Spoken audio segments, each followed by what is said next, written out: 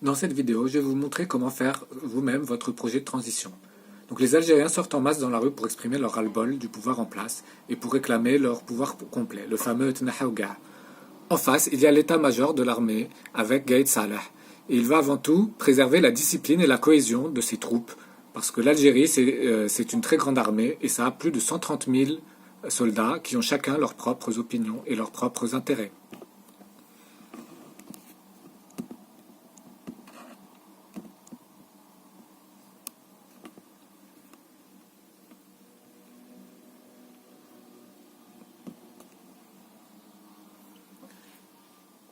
Donc c'est pour ça que l'état-major, d'une part, il veut soutenir le Hirak parce qu'il veut éviter les défections des troupes qui sont tentées de rejoindre la contestation, ce qui ferait que l'armée, elle imploserait par le bas.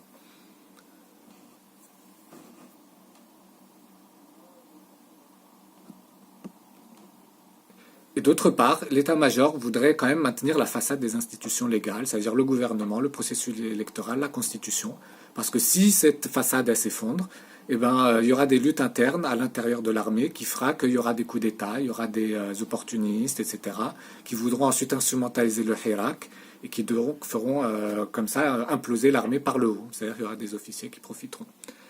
Et donc moi, c'est comme ça que je vois l'état-major.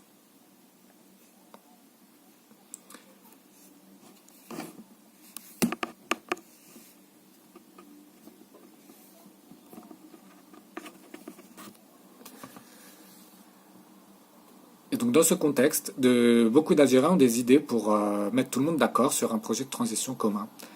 Et si c'est votre cas, ben, je vais vous donner quelques suggestions pour lancer votre initiative citoyenne sur les réseaux sociaux. Donc déjà, moi je pense qu'il faut déjà avoir un projet open source, c'est-à-dire que vu qu'on veut une Algérie 2.0, et ben, il faut que le projet il soit écrit de manière collective, avec des contributions de tout le monde, et un peu comme Wikipédia, je pense. Et pour faire ça, ben, je vous conseillerais plutôt d'utiliser GitHub, parce que c'est une plateforme qui ressemble un peu à Wikipédia, sauf que le problème avec Wikipédia, c'est qu'il y a des guerres d'édition, alors que sur GitHub, il y a des moyens de résoudre le conflit plus pacifiquement en faisant des fourchettes. Chaque projet comme ça peut suivre son propre chemin sans forcément entrer en conflit avec un autre projet. Et donc c'est un moyen de construire différents projets. Je pense qu'il faut aussi regarder du côté des plateformes faites en Algérie, comme 22 février 2019.org, comme New Algeria ou comme Zidé. Et je pense qu'il y a aussi beaucoup d'hackathons qui sont organisés en Algérie ou ailleurs, comme Hack Hirak.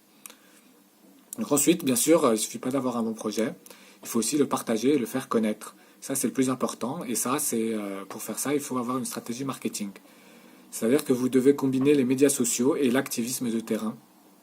Vous devez produire des contenus qui se propagent comme un virus, avec Facebook, YouTube, etc. Et donc, il y a beaucoup de références sur ça que je vous invite à consulter. Enfin, il ne suffit pas que tout le monde connaisse votre projet, il faut ensuite qu'il soit adopté, c'est-à-dire qu'il faut pouvoir montrer qu'il y a beaucoup de gens qui aiment ce projet. Parce qu'en ce moment, il y a toujours plein de voix autoproclamées du Hirak, mais on ne sait pas combien il y a de gens derrière. Et donc, il faut savoir combien de gens soutiennent tel ou tel projet. Et pour faire ça, c'est pas difficile, il suffit de voter par Internet. Donc il y a le vote électronique. Il y a plein de plateformes qui permettent de voter par Internet. Donc des plateformes comme change.org, comme Avaz ou comme Mes Opinions. Et il y a déjà beaucoup de pétitions et de votes qui circulent sur la question algérienne. Mais bien sûr, après, il y a un problème, c'est que la fiabilité de la plateforme peut être mise en question. Par exemple, Avaz a été manipulé a été une émanation. Par exemple, Avaz est une émanation de l'administration Obama, et c'est même un lobby officiel enregistré à Washington, qui a soutenu les interventions d'Obama en Libye et en Syrie. Donc donc faut se méfier un peu des trucages qu'il y a sur les votes sur Internet. Mais il y a quand même aussi des solutions. Il y a aussi des solutions pour éviter les trucages. C'est d'utiliser des plateformes décentralisées qui sont basées sur la blockchain. Vous avez peut-être entendu parler du Bitcoin, qui est un exemple d'une monnaie décentralisée que personne n'a réussi à pirater. Et bien, de la même façon, on peut s'inspirer de cette technologie pour faire des plateformes de vote qui ne puissent pas être piratées et pas être manipulées.